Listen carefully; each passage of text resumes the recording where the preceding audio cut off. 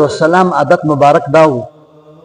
چې سحر به رسول الله صلی الله علیه وسلم صحابه کرامو نه تپوس کولو چې تاسو کې بیګا د شپې چا خوب لیدلې دی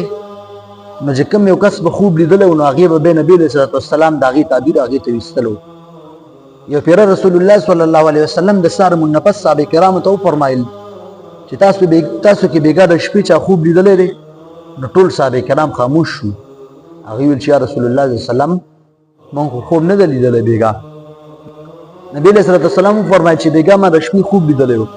چې دوه کسان رااله او زید لاس نیونی ولم او زید ملک شام طرف ته بوتلم چې کله هلته ورسېدو نو ما کتل چې یو کس ناست و یو کس ولاړو او دا کم کس چې ولاړو د سره د وسپنې یو آله وه او دا کم کس چې ناست و دله پرې دا خوله شلوله او د دا خوله به بیا روغېدله ده به ورله بیا شلوله د دا خوله به بیا روغېدله وایي زه ډېر زیات حیران شوم ما تپوس وکړې دوو کسانو نه چې دا څه دي نو هغې ما ته وویل چې مخکې ځه وایي چې کله زه مخکې لاړم نو ومې کتل نو یو کس ناست او بل یو کس ولاړو او دی ولاړ کس سره یو په لاس کې یو غټ کاڼی و دی ناست کس د سر ته به ده دا کاڼی راواچولو د هغې سر به منځ باندې دوه شو او بیا به ده چې کاڼی راوچتولو ده او د دې د سر ته به ده دا کاڼی راچولو نو ده د سر به ماتېدو او بر سر به بیا روغېدو بیا به ماتېدو بیا به روغېدو نبي علیه الصلاة والسلام فرمایل چې ما د کسانو نه تپوس وکړه چې داسې دي نو هغې ما ته وویل چې مخکې ځه و چې مخکې لاړم نو کتل مې د اور یو تنور و په هغې کې اور لګېدلی و د هغې هغه شغلي چې وي د تنور نه بار راوتلی او په هغې کې بربنډه ښځې او سړي وو د اور د شغلو سره به دا سړي بر شو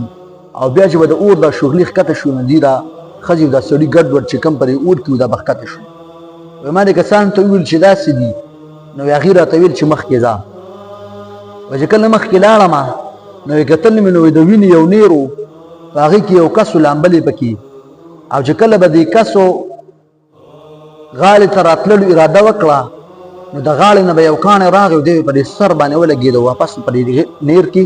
ورغوپه شو وایي ما ویل چې دا څوک دي نو ما ته ویل چې مخکې ځه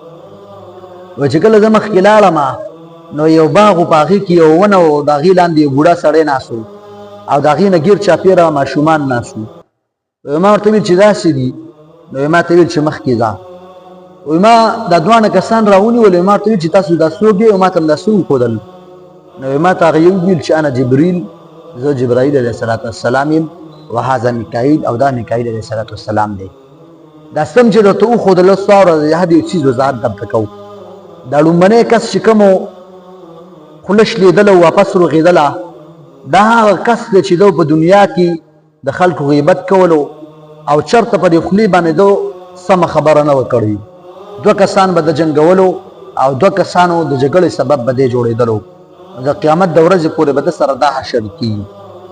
بیا دا کم کس و دویم کس چې کوم ته ولیدو چې د چا سر ماتېدو په کاڼي باندې او واپس ورغېدلو نو دا هغه کس دی چې ده په دنیا کې قرآن کریم ویلی و تلاوتونه به هم کول ختمونه به هم کولو خو په هغې باندې به عمل نه کولو نو ده سره به د قیامت د ورځې پورې داسې چل کېږي دا درېیم تنور کې چې کومې ښځې ښکته او بره تلي دا څوک دي نو دا ستا د امتو زناکاره زنانه او زناکاره ښځې دي چې دوی سره به د قیامت د ورځې پورې داسې معامله کېږي په قبر کې او دا څلورم د وینې دا نیر چې و دې کې چې دا کس و دا څوک و نو فرمایي چې دا ستا د امت سودخور و سودخور چې دی چې کوم یو کس په سود باندې پیسې ورکوي او کوم یو کس په سود باندې پیسې رالي د دو قبر چې دا به د وینې یو نیر وي دی به د قیامت د ورځې پورې په هغې کې روپې وایي نو دا ستا د امت سودخورو د قیامت د ورځې پورې به د سره دا حشر کېږي او دا ونې نه لاندې چې دا کم کس ناست نو دا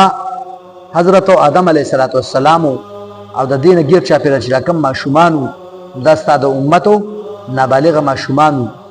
دا ستا د امت هغه ماشومان چې کوم په بچپن کې وفات شوي دي